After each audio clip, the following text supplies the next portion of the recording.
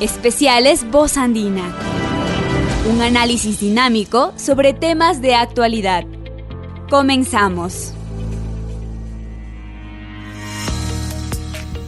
Bienvenidos y bienvenidas a este nuevo Especiales Voz Andina. En esta ocasión vamos a tratar un tema deportivo, es la Fórmula 1.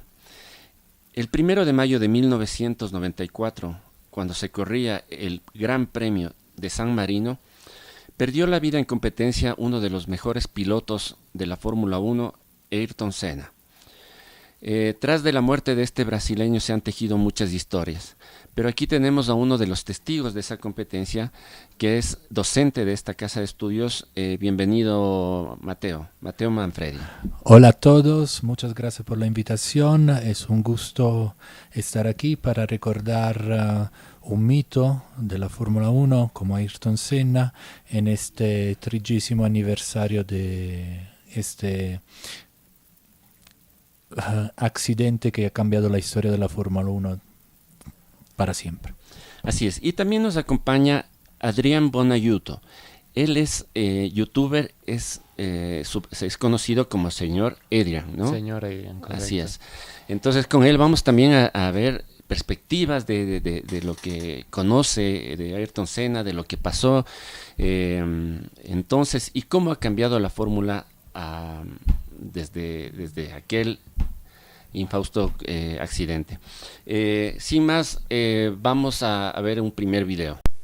Primero fue el brasileño Barrichello contra el muro de protección el viernes sin consecuencias graves. Después la muerte del austríaco Ratzenberger el sábado. Después encontronazos en la salida el domingo. Pilotos ilesos, pero una rueda que vuela sobre la tribuna, heridos espectadores y policía. Tampoco se salvan los boxes, mecánicos de Lotus y Ferrari, alcanzados por un neumático perdido en la pista de aceleración. Y en la séptima vuelta de este Gran Premio maldito, en la curva del Tamburello, el Williams de Ayrton Senna se sale de la pista y se estrella. Nada que hacer por el corredor. Como siempre ahora es el rasgarse las vestiduras y buscar culpables. Señalado con el dedo no tanto el circuito de Imola en sí mismo, sino la enloquecida persecución de la velocidad por encima de todo, las nuevas reglas, la eliminación de la electrónica de los coches. Lo poco que importa la opinión de los pilotos. Con Senna se enfadó muchísimo su jefe de equipo ayer cuando el brasileño fue a inspeccionar el punto del accidente mortal de Ratzenberger. En su haber, 161 carreras. Ante la de ayer se sentía inquieto e inseguro. Le dijo a su novia por teléfono que si pudiese no la corría. La muerte de Senna ha conmocionado a todos los brasileños. El piloto, después de Pelé, era el personaje más famoso de Brasil. En todo el país se repiten numerosos actos para expresar el dolor popular. Los más de 200.000 espectadores que llenaron los estadios de fútbol de Sao Paulo y Río de Janeiro ovacionaron y corearon el nombre del fallecido. El piloto retirado Nelson Piquet, cuando se enteró por televisión de la muerte de su amigo, señaló que hace 7 años también tuvo él un accidente en esa misma curva.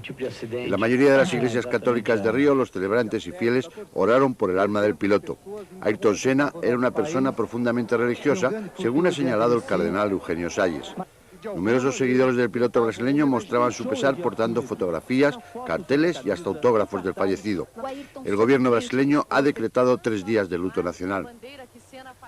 Mateo, quisiéramos primero escucharte, ¿cómo lo viviste el Gran Premio? ¿Cómo se vivió?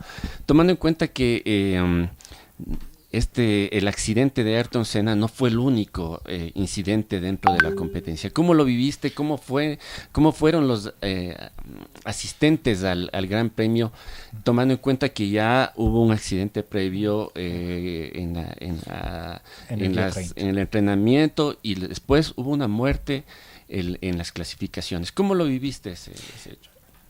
A ver, de esos 3 días, del 30 de abril, del 1 de mayo y del 2 de mayo de 1994, tengo recuerdos muy bien grabados en mi memoria. Primero que nada aprovecho la ocasión para saludar a los amigos que compartieron esos momentos conmigo. Por aquel entonces yo tenía 18 años y teníamos la costumbre, como buen hinchas de la Ferrari, de ir a ver el Gran Premio de San Marino. Es un Gran Premio que finalmente se corre en territorio italiano, en la provincia de Imola. Éramos un grupo de amigos, los nombres son Alessandro Novi, Stefano Calabria, Roberto Colonna, Massimiliano De Nicola y yo. No éramos, siendo de Nápoli, para ir al Gran Premio nos pegábamos más de 800 kilómetros desde el sur de Italia y fuimos a Imola con una caravana. Entonces, imagínense un mundo muy diferente del que vivimos hoy en día. Un grupo de chicos despreocupados, en plena juventud, que van con toda la ilusión de vivir la emoción de un gran premio donde puedes ver los ídolos que ves todos los domingos alrededor del mundo en los grandes gran premios del circuito internacional de Fórmula 1. Entonces, recuerdo que el día 30 era sábado. Entonces decidimos ir a un parque de atracciones que como si fuera una Disneyland italiana que se llamaba Mirabilandia, y pasamos todo el día allí en plan divertidos. Y no había celulares, como digo, no había comunicación, entonces solo había las cabinas telefónicas. Entonces llamé a casa para decir, mamá, está todo bien y tal, y mi papá dice, oye Mateo, pero ¿sabes que hubo un accidente durante las calificaciones? Digo, ¿en serio? No sabía nada porque no teníamos... O sea, tú no llegaste a ver la clasificación. No. Teníamos los días ajustados y teníamos planeado ir a esta... Entonces, allí me entero que ya había habido un accidente el día sábado. Llegamos fuera del circuito, el ambiente era completamente como camping, ¿no? Todo alrededor del circuito se crea, llegan roulottes, casas rodantes, caravanas, la gente empieza a hacer hogueras, barbacoas, etcétera, etcétera. Entonces llegamos en este ambiente aparentemente de fiesta y preguntamos, perdón, ¿qué pasó? ¿Qué ha pasado? ¿Quién se ha hecho daño? Y nos dijeron, ¿se ha hecho daño? Se murió. Y nos enteramos que ya el día 30 había muerto Roland Ratzenberger. Bueno, Roland es solo el inicio de esa historia de un gran premio embrujado realmente. Y que no solo empieza ahí, ya el día viernes hubo un accidente muy fuerte involucrando a Barrichello, que de imágenes diría que incluso es más impactante que el de Senna, que el de Ratzenberger, chocando incluso contra las protecciones altas, o sea, que un milagro que nos haya hecho daño. Entonces se podría decir que ya el embrujamiento empieza desde ahí. Exactamente, pero bueno, como que no teníamos comunicación, claro. Eso no lo habíamos visto. Luego nos íbamos enterando de todo esto. Bueno, resulta que finalmente, como tú dices, el embrujamiento había empezado antes y seguiría a lo largo de todo el fin de semana. Nosotros estábamos ubicados en una curva, porque finalmente el Gran Premio, por aquel entonces, poder acceder a un Gran Premio no era tan costoso como hoy en día.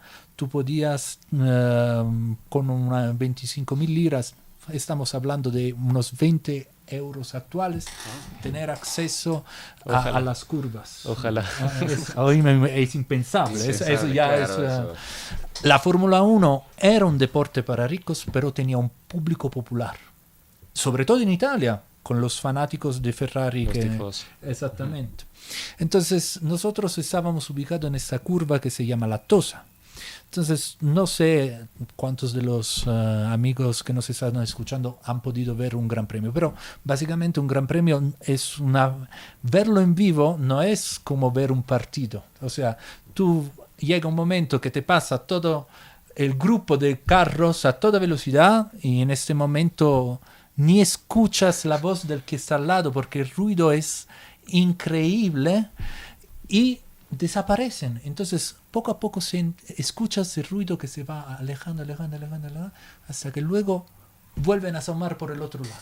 Entonces tú no tienes una perspectiva, digamos, de lo que va pasando a lo largo de todo el Gran Premio. Y supongo que en ese entonces no estaban las televisiones para el público. No había pantalla, había barro, que podías resbalar a lo largo de todo eso. Entonces, y bueno,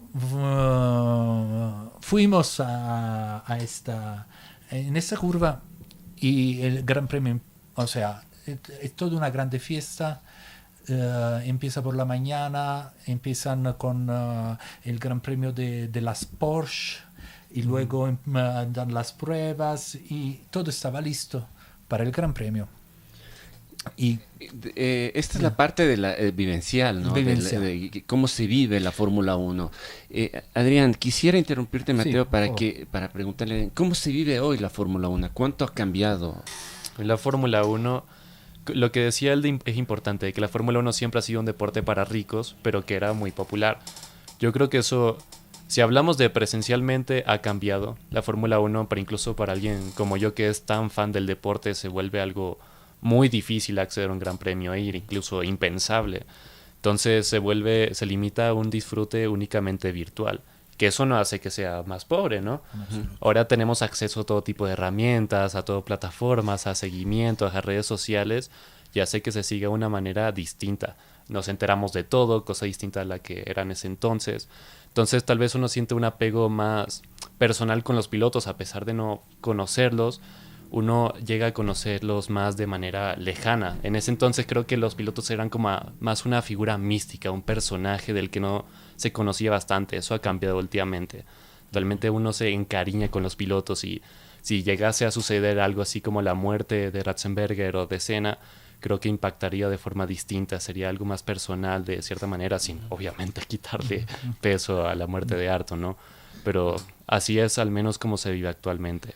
Claro, tú que eres fanático del fútbol, Mateo, y que eres del Napoli, además.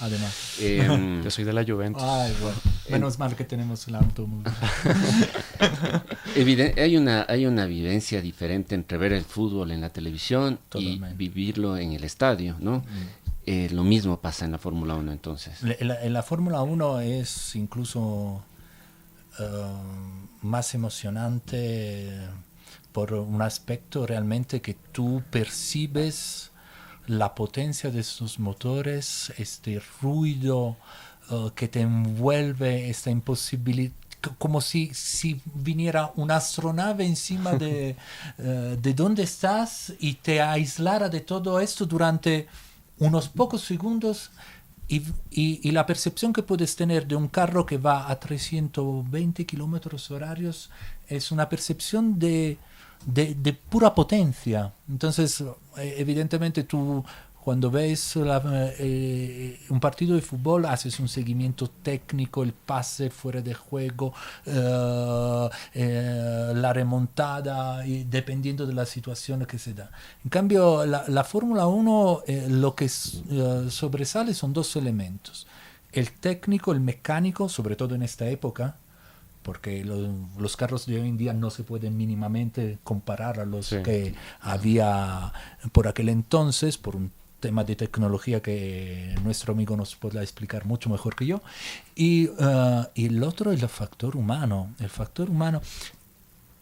Estoy de acuerdo con lo que has dicho sobre los pilotos, que uno se encariña personalmente, pero eso también ha pasado en otras épocas. Sí. Y por ejemplo, en Italia, una figura legendaria que sigue siendo amado más allá de todo es Gilles Villeneuve, que también él lamentablemente falleció en 1982 en un accidente, y Gilles Villeneuve es un personaje que no ha ganado mucho en la historia. No llegó a ser campeón. No llegó a ser campeón, pero sigue siendo un mito para todo fanático. En poco tiempo llegó a enseñar tanto, a demostrar un aura ganadora, vencedora, que lamentablemente terminó por un accidente. Así es. Pero sí, sigue siendo un nombre recordado.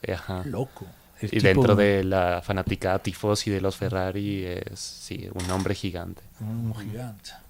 Entonces, bueno, volviendo un poquito a Senna, por ejemplo, Senna muere en 1994 y ya habían pasado como unos 8 años desde la muerte de Villeneuve.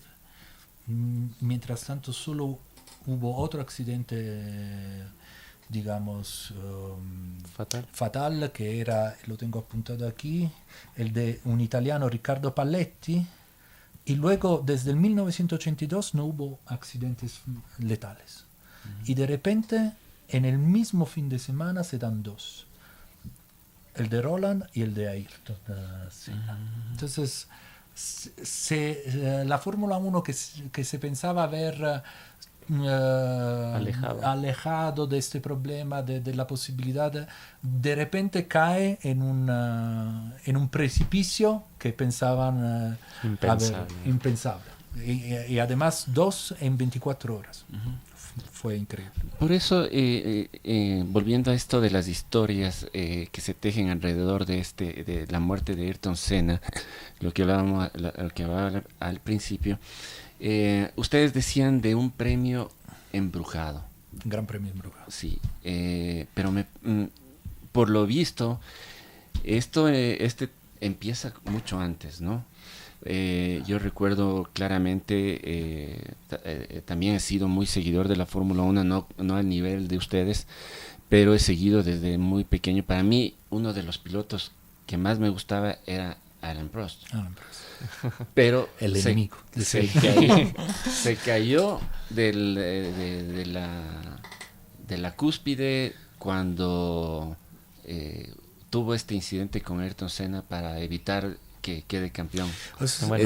Ahí dejé de seguir a Alain Prost y me cambié a la otra orilla, me cambié a Ayrton Senna, ¿no? Bueno, para el que no sepa, una de las mayores rivalidades que había en la Fórmula 1 ha sido entre Alain Prost y Ayrton Senna, que empieza desde el momento que ellos se unen en McLaren, misma escudería en su etapa más dominante, que le sacaban el doble de puntos en el campeonato al siguiente equipo. Eran el uno contra el otro, no había nadie más, y esto encendió una rivalidad durísima entre ellos que varios puntos, como en el 89 se llevó hasta los choques, que la carrera se definía en la última carrera. Y por ejemplo en el 89 Ayrton Senna estaba a punto de tomar el liderato de la carrera, por ende del campeonato, y Alain Prost le cierra la curva ocasionando un incidente. Pero es que, claro, una rivalidad no puede encenderse una chispa por solo un piloto. Para que haya una pelea ambos tienen que aportar. Y es que Senna también tenía este pique. Y es que nada más el año siguiente se repite la misma situación en el mismo circuito de Japón y Senna en cambio fue a chocar a Prost para ganar el campeonato. Con Ferrari. Exacto, que en ese momento Prost estaba con Ferrari. Entonces no estoy tan de acuerdo contigo con que se haya caído al pedestal. Creo que los dos usaban las herramientas que tenían para ganar y eso es completamente válido. Sí, lo hablaba de manera personal, ¿no? Para mí fue un impacto que dejé de seguir a Ayrton Senna, ¿no? En cierta medida, para colegarme a lo que acaba de decir nuestro amigo, y Adrián. En cierta medida, el accidente de Imola, de San Marino, del 1984, es una consecuencia de esta rivalidad. ¿Por qué? Porque en los años anteriores el Senna ya había roto con McLaren en el 93. Ya se sabía que iba a dejar McLaren. Y todos los rumores decían que Ferrari quería fichar a Senna. Y imagínate los italianos cómo estaban sabiendo que fue Senna. Y Senna finalmente no quiso firmar por Ferrari.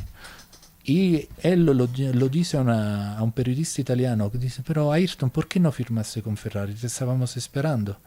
Es que quiero ganar con el carro con el cual ha ganado Prost. Porque Prost había ido a Renault y el último mundial que había ganado era el del 93 con Renault. Entonces, o sea, con Williams. Con Williams, exactamente.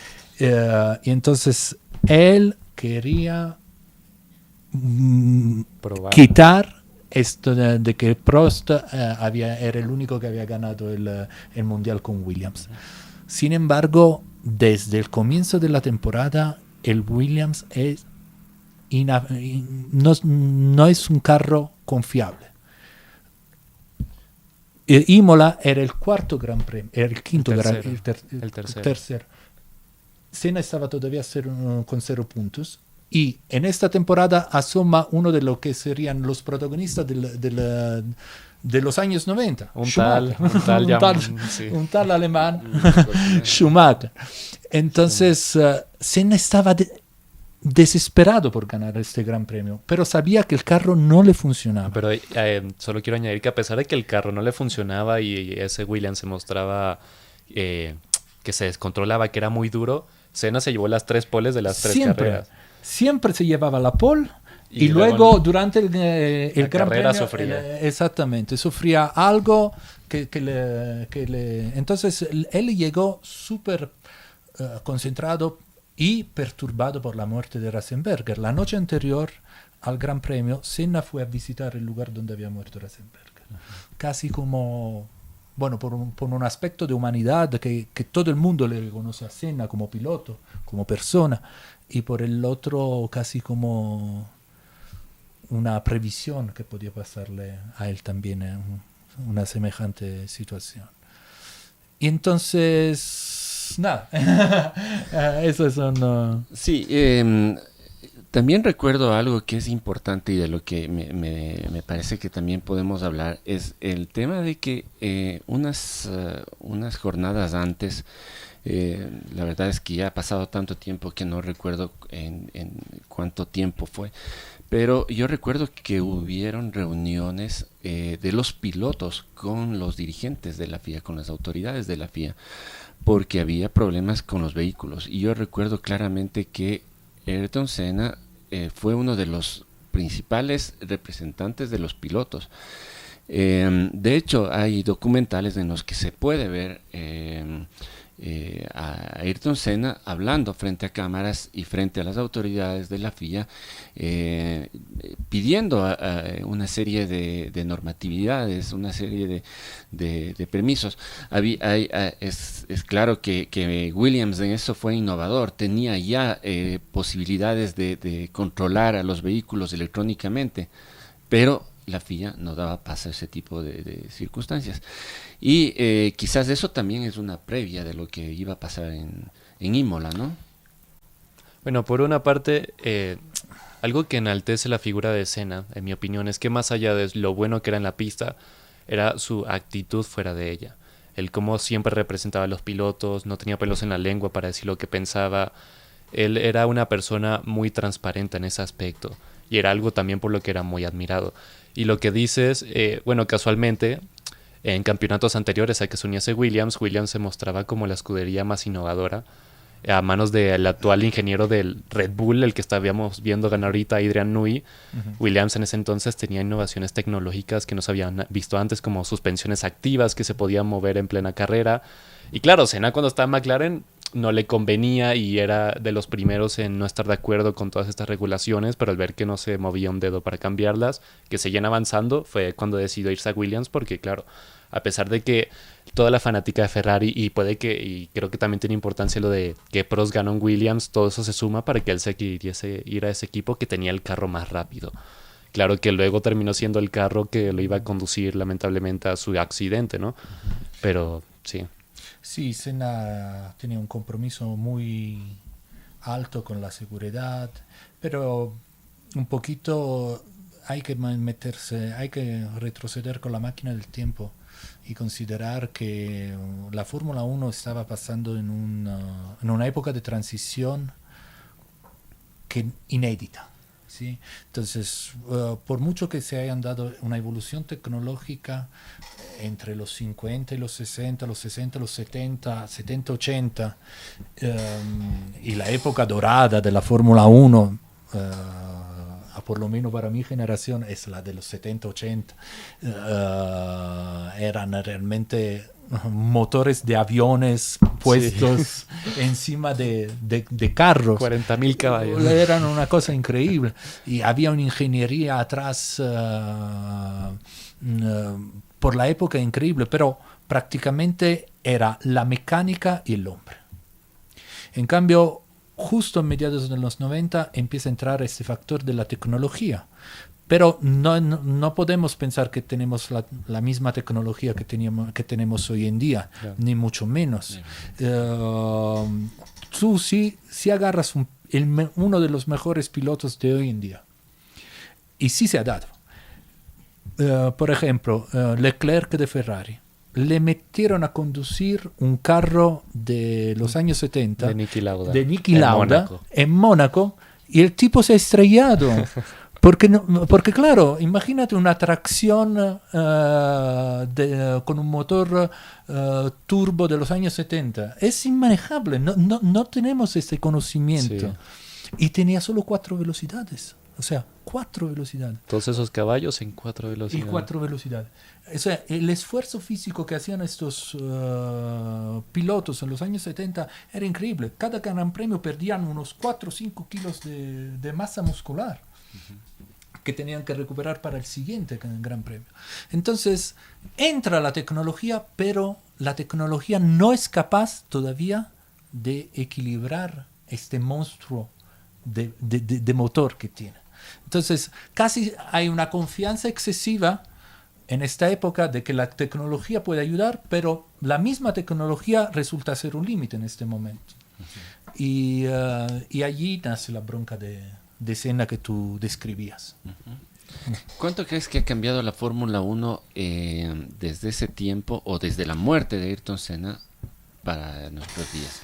¿Crees que sirvió de algo para establecer regulaciones? Sin duda, o sea, obviamente es algo que lamenta la muerte de Senna, pero el hecho de que pasemos de tener 2 fallecimientos el mismo Gran Premio a solo entre comillas, sigue siendo malo, pero a tener solamente uno en 30 años, demuestra la evolución de la Fórmula 1, que si algo bueno tiene este deporte es que siempre se están buscando formas de mejorar la seguridad. O sea, fue la muerte de Senna y llegaron mejoras de tanto las protecciones, de más personal de ambulancia en los circuitos, de protección en los cascos, del cuello, de todo tipo, y es algo que siempre se tiene que estar vigilando, porque no puede ser un deporte que siga castigando tanto a los pilotos, poniéndolos en riesgo.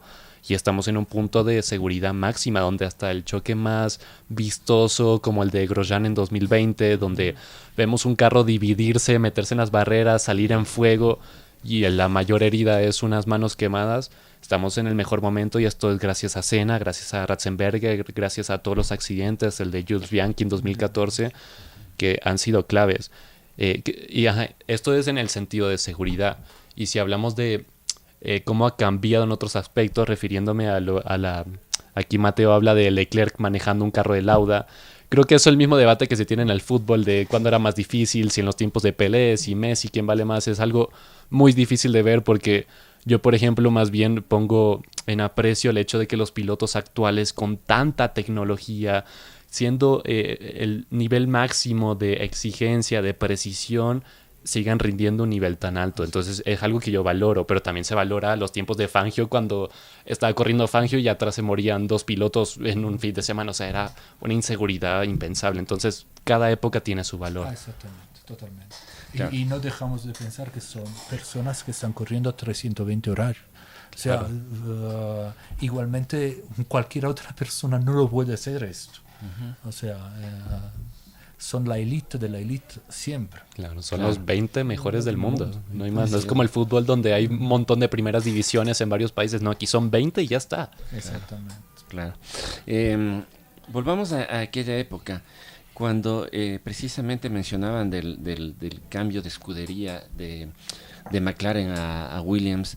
Esto se dio con una parafernalia increíble y yo recuerdo incluso que Renault iba a abrir, no sé si finalmente lo hizo, una planta ensambladora de vehículos o de autos con el nombre de Ayrton Senna. Fue una de las parte de la parafernalia del marketing, de todo lo que implica la Fórmula 1. Entonces hemos hablado un poco de las figuras de esto, pero ¿qué era Ayrton Senna en ese tiempo? ¿Cómo lo ven? Era concebido como el bueno, siempre hay estas figuras que uno se establece atrás de los pilotos, de los deportistas. Este es un como ferrarista de la época era el sueño que nunca pudimos tocar, tener en nuestra escudería. Y yo, sin embargo, les tengo que ser sincero, haber estado allí aquel día, cuando nos pasó todo lo impensable delante de los ojos, el vínculo que yo personalmente tengo con Senna es un vínculo muy íntimo. No pasa 1 de mayo sin que piense en él. Han pasado 30 años y yo tengo que decir que este día es el día que terminó mi adolescencia y entré con toda la brutalidad del caso en la edad adulta. Y tengo que preguntarte cómo fue tu reacción. O sea, ¿te enteraste al día siguiente? No. Yo te voy a contar. No, prácticamente el accidente se dio alrededor de la sexta o séptima vuelta. Séptima vuelta. En la séptima vuelta nosotros veíamos Schumacher, Senna, y detrás de Senna estaba el Ferrari de Nicola Larini, que era un piloto que era el que hacía las pruebas de la Ferrari. Tercer piloto. Pero nosotros teníamos a Alesi y Berger, pero Alesi tenía una lesión ese día y no pudo correr el Gran Premio. Entonces veíamos Larini tercero y nos parecía un milagro, una cosa impensable. Entonces pasan las 7 vueltas y de repente, como que el choque se dio en la curva del Tamburello y después del Tamburello está la Tosa. Por lo tanto, no pasaron muchos segundos desde que se dio el choque hasta que los carros pasaran otra vez delante de nosotros. Resulta que pasan y vemos Schumacher y Larini segundo. La curva empieza como un gol en una final del Mundial, todos celebrando, porque ignorábamos por completo lo que había pasado allí. De allí a un minuto, el Gran Premio se interrumpió. Se interrumpe el Gran Premio y empieza todo un correr de informaciones. Ha tenido un accidente, pero ¿tú qué ibas a imaginar?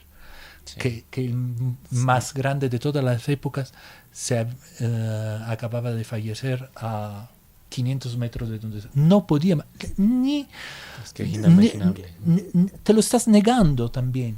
En tu momento. Entonces recuerdo el momento que llegó el helicóptero que aterrizó en la pista y vimos este helicóptero. Entonces la cosa era grave.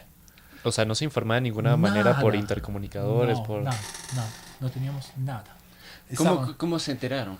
Entonces nos enteramos, terminó el Gran Premio, volvió a arrancar. Se dieron otros accidentes. Alboreto perdió unas llantas, cambiando las llantas, se despegan las llantas y quedan heridos mecánicos de Ferrari. Otro accidente, por eso el Gran Premio empuja. Pasó cualquier cosa y nosotros no sabíamos realmente nada, sino lo que veíamos pasar.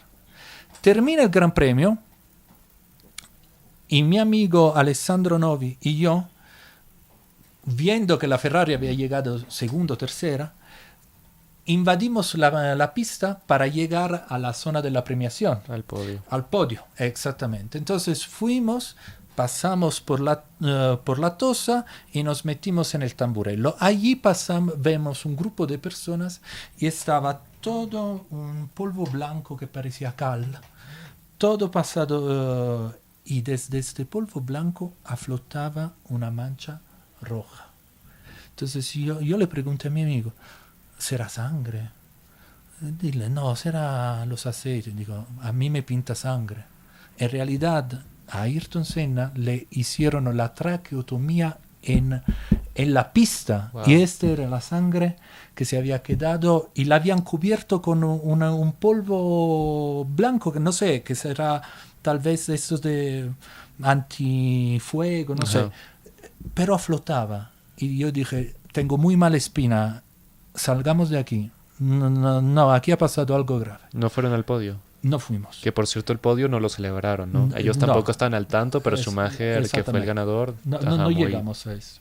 Salimos y yo ya encuentro una cabina telefónica y llamo a casa. Mamá, ¿qué pasó? ¿Cómo estás, Inna? Mi mamá me dice, está grave, está gravísimo.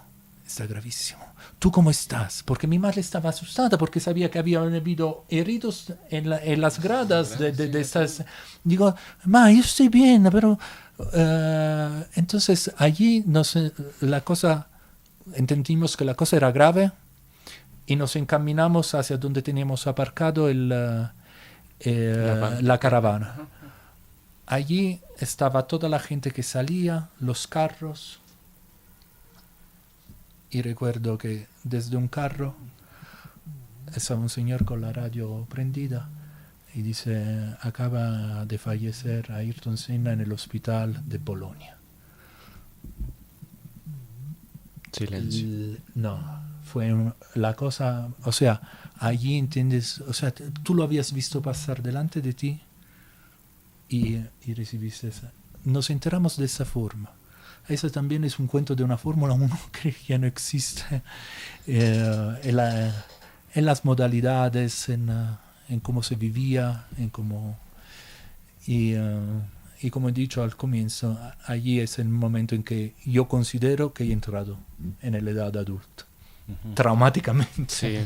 Sí, bueno, de escucharte se me eriza la piel. Sí, vamos a dar paso a un video de una de las últimas vueltas precisamente que hizo Ayrton Senna en Imola. Esta es la cámara que estaba en su coche, así que vamos a ver en video y nuestros amigos oyentes, quienes nos escuchan por la señal de Voz Andina Internacional, van a poder escuchar. Si bien es cierto, no había este tema de informarse como ahora, que tú entrar a un Facebook, a un WhatsApp o a una aplicación, a la aplicación de la Fórmula 1, ya puedes estar enterado. Ya la gente sintió que fue algo grave adentro, ¿no? Si bien es cierto, no había información de esto, pero ya pasa el safety car y pasa atrás ya no pasa el vehículo de Ayrton Senna, ¿no? Eso de alguna manera debió a la gente darle señales de que... Pensábamos que como se había roto en los anteriores Gran Premios, se había roto otra vez más. O sea, hay un principio de negación en este momento. ¿Cómo asimilas o piensas, se te pasa por la idea de que Senna murió? No, imposible. Imposible. Luego, claro, pasamos toda la información, los noticieros, recuerdo las horas pasadas escuchando la radio y recuerdo este silencio intangible que había caído entre nosotros, nuestra juventud y nuestra despreocupación con la que salimos. O sea, viajamos que éramos adolescentes, regresamos que éramos hombres y realmente, como te digo, la cosa fue demasiado impactante. Sí, yo he propuesto tener esta conversación hoy en día, es porque pienso tener todavía una cuenta abierta con este 1 de mayo del 94 y pienso que la tendré toda mi vida. Como decía al comienzo, yo tengo también el sentido de culpabilidad, de haber celebrado la Ferrari pasar delante la segunda posición, con la inconsciencia de lo que realmente había pasado. Y lo que nos separaba simplemente era una fila de árboles, de pinos. De ver la realidad. Allí. y detrás de esos árboles se había escrito la historia de la Fórmula 1 y nosotros teníamos toda la inconsciencia del caso. Que genuinamente me cuesta ponerme en tus zapatos, o sea, yo soy fan de Ferrari, lo he sido desde que veo la Fórmula 1, y no estoy comparando a Leclerc con Senna, pero el solo imaginar que en una carrera Leclerc pierde la vida o Sainz, es que no sé cómo reaccionaría a eso.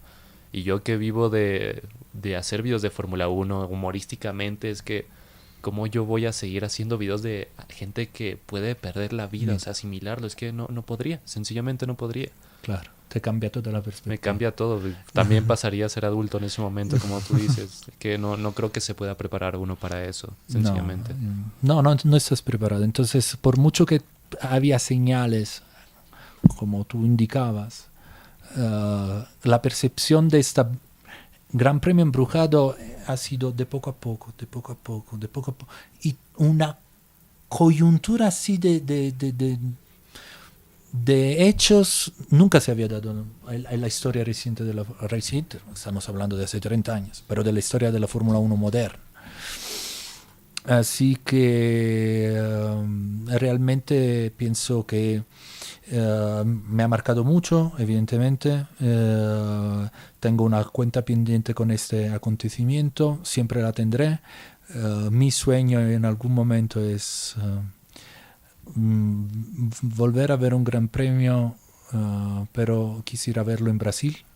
Quisiera ver. Comparto eso. Estoy en planes de eventualmente ir a Brasil. Eso para cerrar mi cuenta pendiente Pero no has vuelto a ir a un Gran Premio desde entonces. El año siguiente. Y fue la última vez y no fue... No fue lo mismo. No. ¿Al mismo San Marino? Siempre en San Marino. Fue la última vez y dije... Yo toda la época de Schumacher la he vivido muy fríamente. Sí. No, o sea, no disfrutaste el dominio como... No, en absoluto. Pese a que gran parte de los campeonatos fue en Ferrari, ¿no? Claro. O sea, tardó mucho en... Le costó. Le costó, pero una vez que arrancó, hizo 5 o 6 seguidos. 5 seguidos. 5 seguidos. ¿Qué pasó después? Después, obviamente, conocemos ya la historia. Surge Michael Schumacher. Él ya estaba en una fuerte competencia con Ayrton Senna precisamente en este mundial y queda finalmente campeón.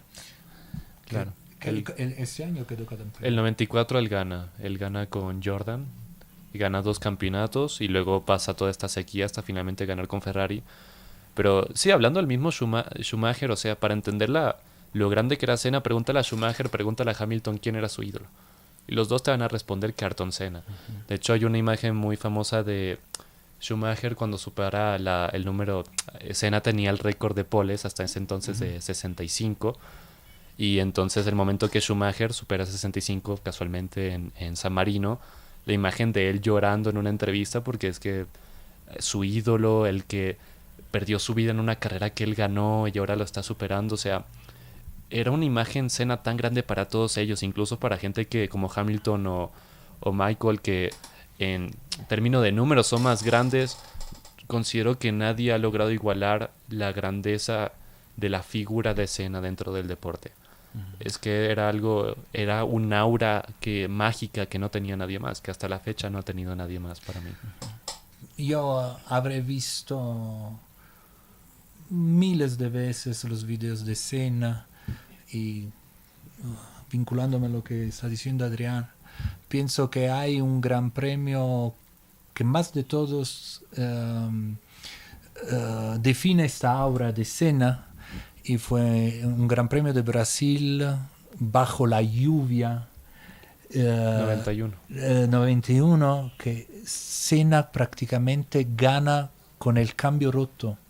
Perdió la mitad de las marchas. Y entonces, pero aún así termina el Gran Premio bajo una lluvia brutal y él decía, yo no soy bueno con la lluvia, simplemente voy más rápido porque no veo nada. Entonces la única forma para ver es ser primero. Y termina este gran premio. Imagínate, las últimas vueltas las hace con el cambio roto, no puede cambiar velocidad. Tenía una tensión muscular tal que le tuvieron que sacar del carro. Y llega el papá que le quiere abrazar y dice, papá, me duele, porque no podía. Y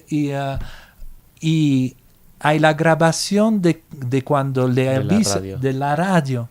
Es estremecedora, porque él está llorando como por el dolor y la felicidad. Está gritando, o sea, es una radio que hasta la fecha la escucho y es que te pone los pelos la piel de gallina, o sea, es Senna gritando con la emoción contenida, porque también es importante contar que a pesar de todos los logros que Senna había conseguido a lo largo de su carrera, había algo que le faltaba, y era ganar en casa.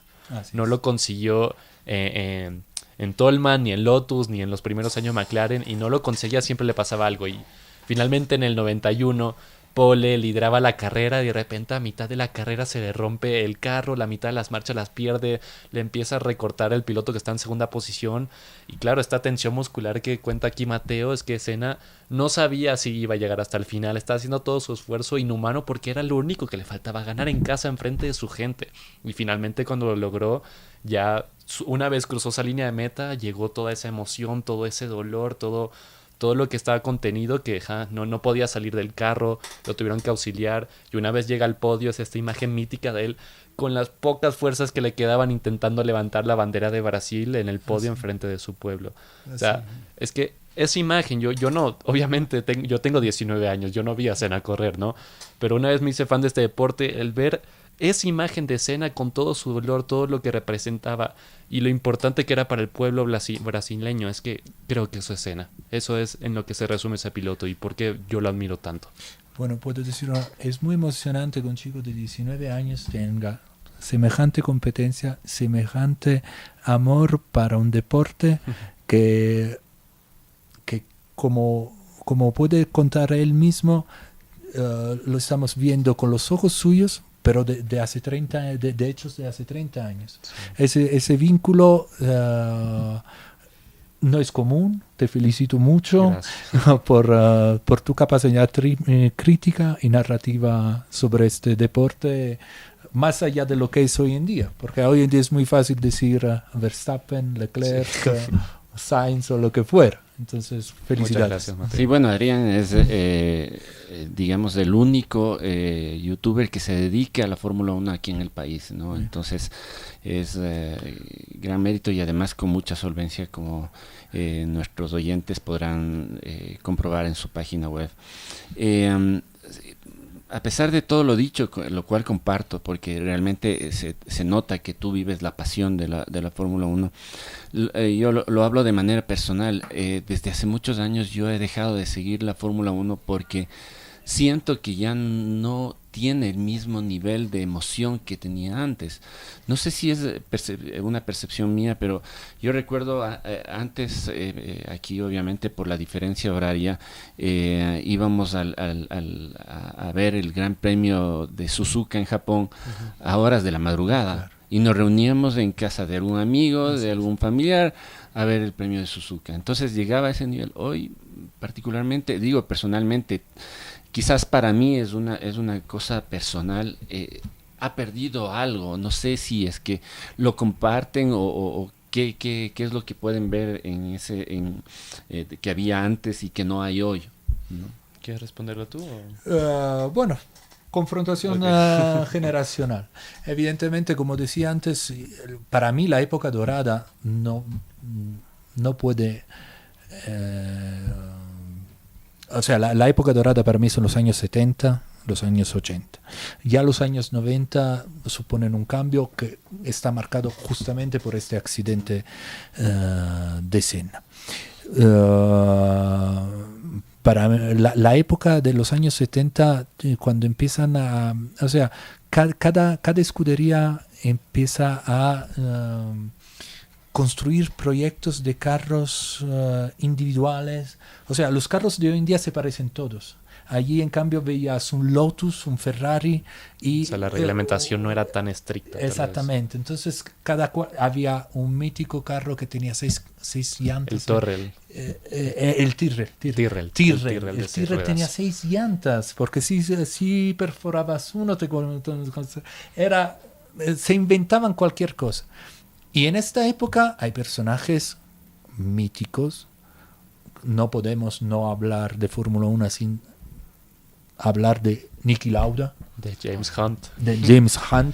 Más allá de la película que ha creado pero es que si hablamos de personajes, resalta James Hunt, una figura que actualmente sería completamente censurada. Hablamos Totalmente. De un tipo que posaba para revistas rodeado de mujeres y comentarios en televisión, que actualmente eso no podría ser posible sencillamente, pero sí, o sea, eran otros personajes.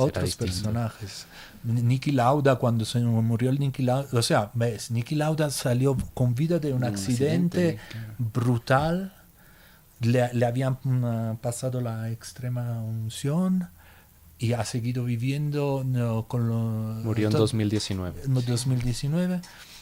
Y entonces, yo, para contestar a tu pregunta, claro que para mí esa es una época dorada, es una época que, pero también hay que reconocer, el morbo formaba parte del atractivo. O sea, tú sabías que le podía pasar cualquier cosa a los pilotos. Hoy en día, en cambio, pienso yo, tenemos todas las ventajas de las que Adriana nos ha hablado, de que realmente Grosjean es inconcebible cómo ha salido con vida intacto de un accidente. De una bola de fuego. De una bola de fuego, pero hoy en día pienso que prima, más allá de la habilidad del piloto, también el tema de la estrategia, ¿no? No sé si compartes esa visión, Adrián. Bueno, yo con toda la sinceridad no creo que la Fórmula 1 está en su era dorada. De hecho, creo que, bueno, ya voy a adentrarme. Ahorita, por ejemplo, esta temporada está siendo algo aburrida, la temporada pasada también lo fue, pero hay algo en la Fórmula 1, hay un encanto de que hace de que me pueda tragar 5 carreras aburridas, porque en el momento que haya un momento de diversión, un momento de entretenimiento, la Fórmula 1 por algún motivo te llena más que cualquier otro deporte. El solo hecho de ver un Ferrari ganar una carrera a mí me llena una de emoción que es que no me llena nada más. Y yéndome hacia 2021, fue la mejor temporada que yo he visto, y creo que aún ha sido una de las mejores de la historia, porque después de tanto dominio que se está viendo estas últimas décadas, llega esta temporada una rivalidad tan pareja con Hamilton y Verstappen, con tanta polémica de por medio, que se define la última vuelta de la última carrera de la temporada. Y yo creo que ya esa temporada me enamoró lo suficiente para seguir disfrutando de este deporte las próximas 2 décadas, ¿no? Entonces yo no creo que esté en su época dorada, pero uno ve la Fórmula 1 con la esperanza de que en algún punto uno se cansa tanto del dominio que en el momento que ocurre algo lo disfrutas y demasiado. Entonces creo que ahí está el encanto de ver la carrera para ver si esta es la que pasa algo, a ver si esta es la que pasa algo. Entonces creo que ahí está el encanto. No digo que me fascine ver a Verstappen ganar todas las carreras, ¿no?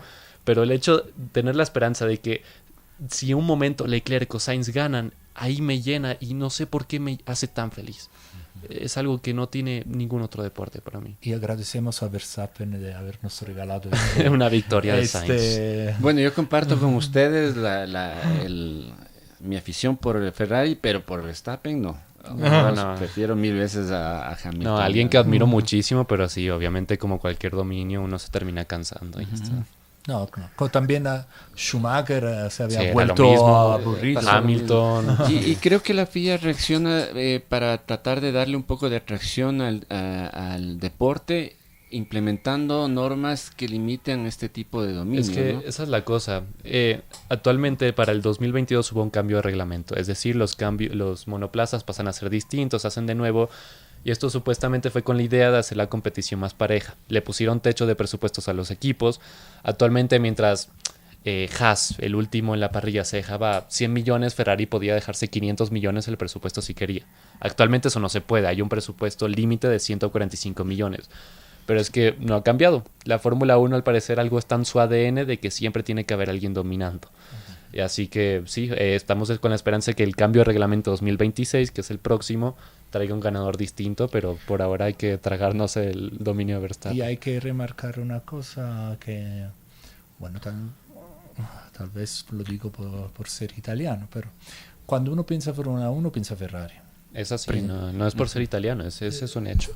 Sin embargo, el dominio de la Fórmula 1 son los equipos británicos. O sea, si tú vas a ver